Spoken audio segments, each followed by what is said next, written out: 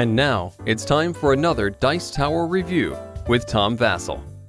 It's amazing to me sometimes how things get inserted into American pop culture or American culture without people realizing it. You know, people will be driving around and say, oh, if you hit that person, you get 50 points. And most people don't even know where that comes from, or if they do, they have some hazy remembrance of some death race movie that came out a long time ago. Well, Roadkill Rally has that theme, and I can see how some people might be put off by that, especially since here in the front you see little kids and grandmothers about to get hit by speeding cars, and the game actually does promote that.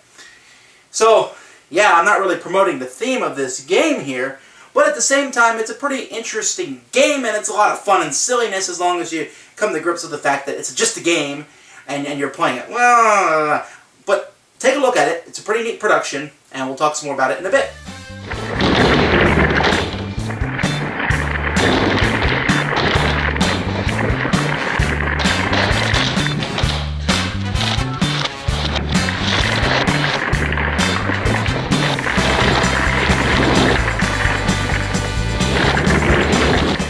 At its heart, this game is a race game. Well, maybe not at its heart, it's not so much. But you start with one track, and as you go on to as you move on to each track, you add another tile, and there's a decent amount of tiles. I mean, I wouldn't mind if there had been more, but there's a decent amount. Several of these tiles will add different people. You get regular people, old people, and, you know, little kids. And the goal of the game is to not only be the first one to win the race, which will get you points, but to also run over as many people as you possibly can.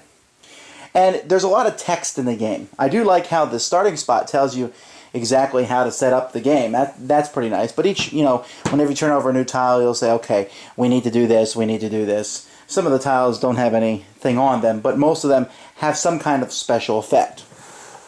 Now, players are going to be using this cockpit, basically, of their car, and they'll be showing how fast they're going.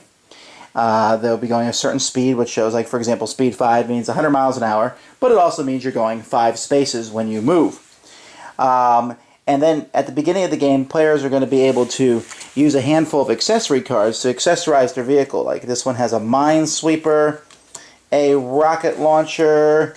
Let's see, I pick a rocket launcher over a flamethrower. And, let's see, a napalm ammo. That doesn't really work for this car. So prescription drugs. You know, whatever. There's all kinds of different combinations you can do. And you'll be able to use these weapons to attack pedestrians and to attack other cars. Now, what I like about the speed here is it shows you how deadly certain colors are. Like, for example, when you're going speed 5, the red color is deadly towards you. Yeah, there's a chance of you losing more cards in the game. And I must say, real quickly, that the game has handfuls of rally cards, and these are cards that you'll be playing on other players and doing special actions with, etc. But whenever you go too fast or slow down or get in an accident or what have you, you lose cards, and if you lose your whole hand of cards, then you can wipe out, which is a bad thing.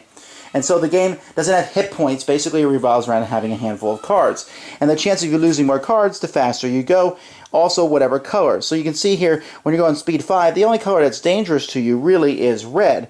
Well, when you're going to speed 10, red, orange, and yellow are all dangerous to you. See, each track here, if you focus up here, like on, for example, on this track here, you can see if you're going on the outside curve, it's yellow, which is fairly safe for most speeds, while in the inside curve is orange. While above it over here, there's certain spots here that are really dangerous to go around. And that's a really neat idea. I really like how the colors of this game on the track determine how fast you can go around it or not.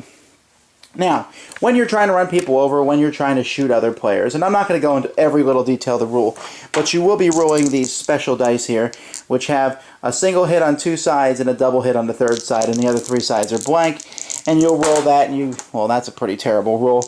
You roll that to see how many hits you get, and again, when you shoot other players, you'll take their cards away. And that's basically the game. There's a lot of little niggly rules about how to run someone over, how to shoot someone, how the different equipment coordinates with each other, how many points things are worth. You can see here on your card will tell you for first place gets 100 points, second place 50, third place 30, but you get 20 points for every adult, 30 points for every kid, 50 points for every senior. Different tokens will get you 10 points. Every time you wipe out, you lose 20 points. And there is a whole section of tokens that are included to get points, but also there's a lot of wipeout tokens here to lose points. So you have to be careful not to wipe out. So it's a race game, but it's a very campy one. I certainly don't condone trying to run over pedestrians, but I mean, who does? But this game is very silly, I suppose. It's obviously inspired by Death Race. But zooming around the board, trying to run people over, shooting at each other, it's a very rollicking sort of time. It's a very Ameritrash style game.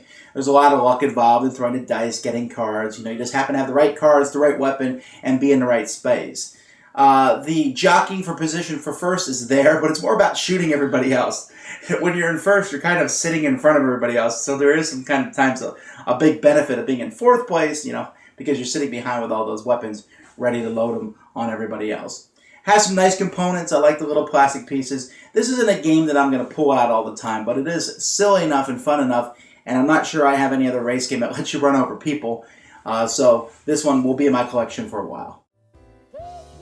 Thanks for joining us today. For more written, audio, and video reviews, as well as the #1 board game podcast, check out the website at www.thedicetower.com. Until then, this is Eric Summerer, and you've been watching The Dice Tower.